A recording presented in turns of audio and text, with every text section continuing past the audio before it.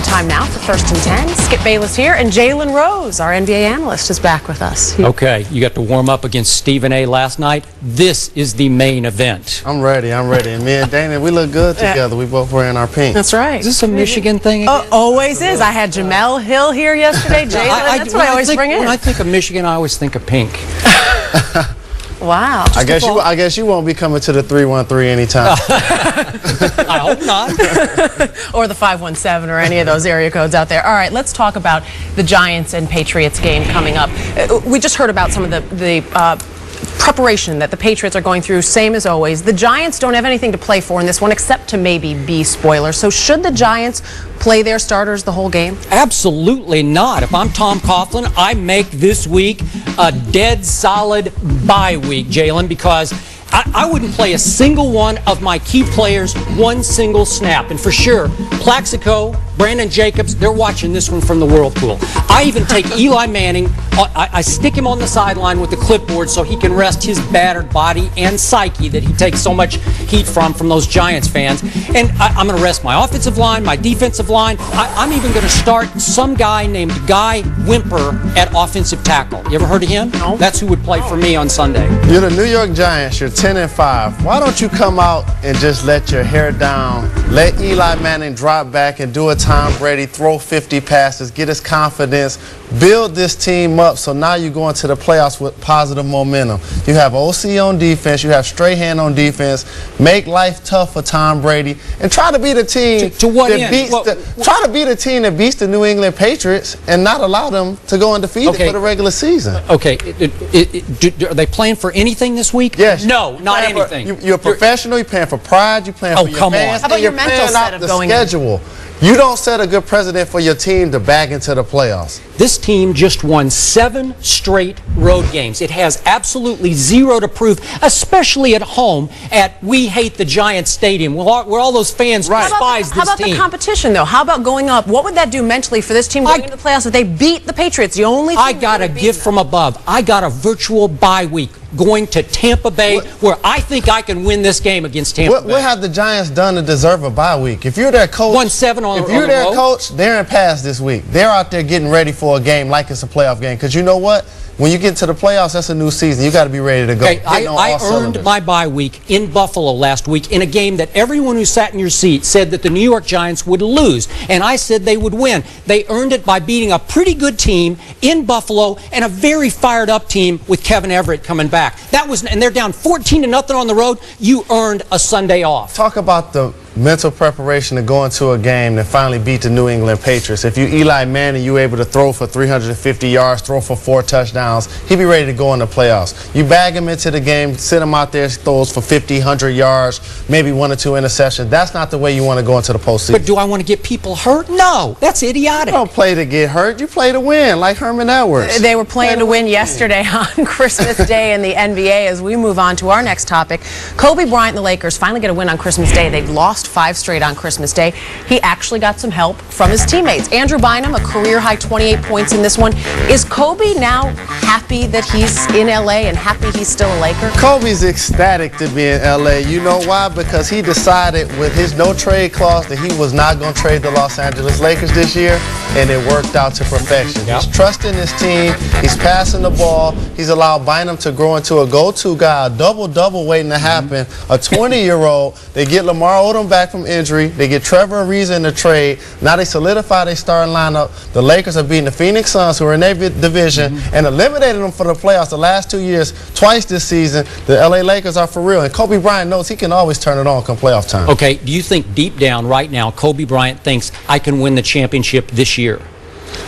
Possibly. I say possibly not. But he knows that Tim Duncan and the Spurs are lingering. But beyond that, I don't think Kobe Bryant fears the Dallas Mavericks. He definitely doesn't fear the Phoenix Suns. And those 2 teams are considered the class of the West, along with San Antonio. Okay, the issue of the day is Andrew Bynum. How good can he be? And I will give you this. I would have made that trade last year. I might still make it this year, although I'm very impressed.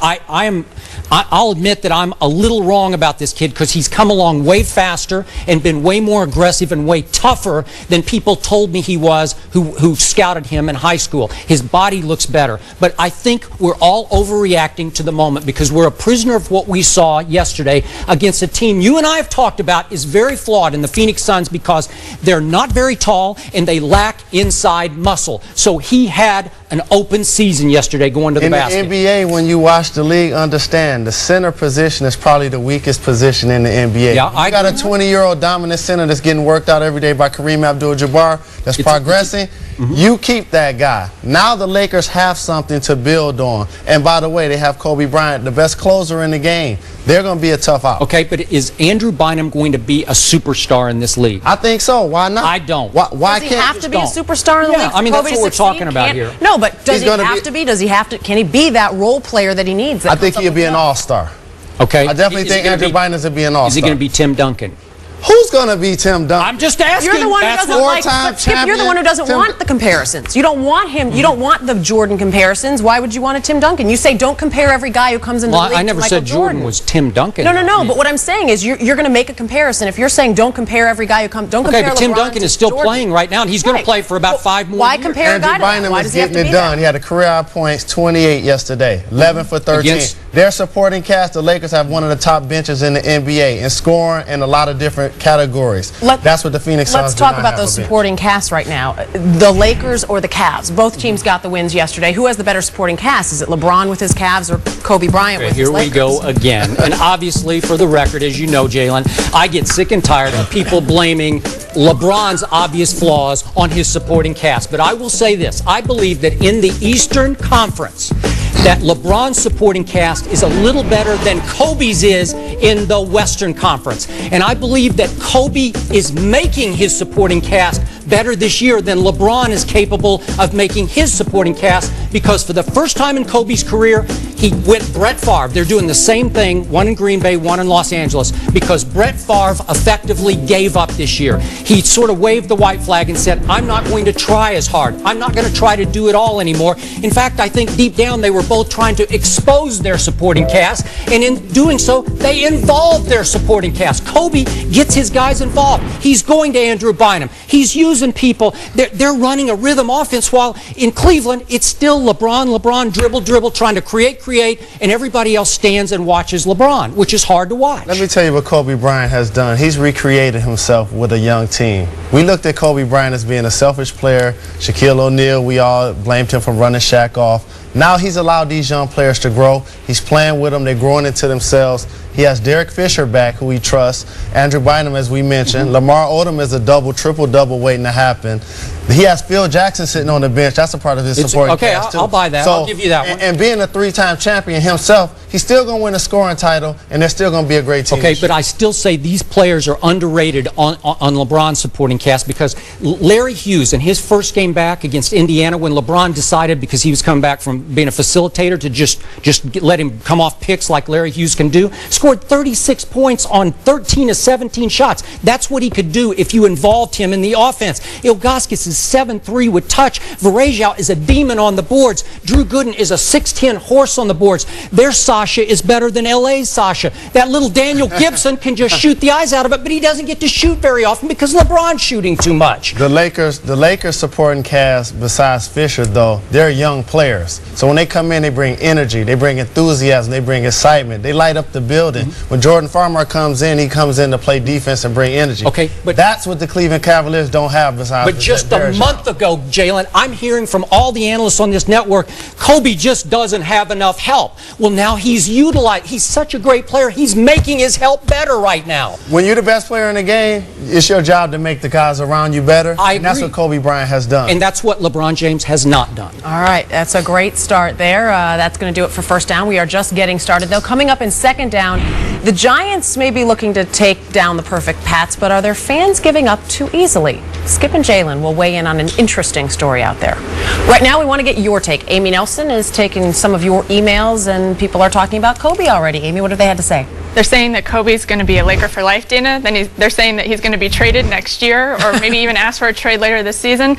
And then they're saying that he should be the MVP. But Matt from Louisville, Kentucky wrote in to say that the Lakers look like contenders and Kobe looks like a master motivator with the season Bynum is having. And I'm wondering for Skip and Jalen if you guys think that Kobe is the master motivator. Absolutely. Are you kidding me? You're 20 years old and the best player in the game is on YouTube talking about how much that he wants the team to trade you.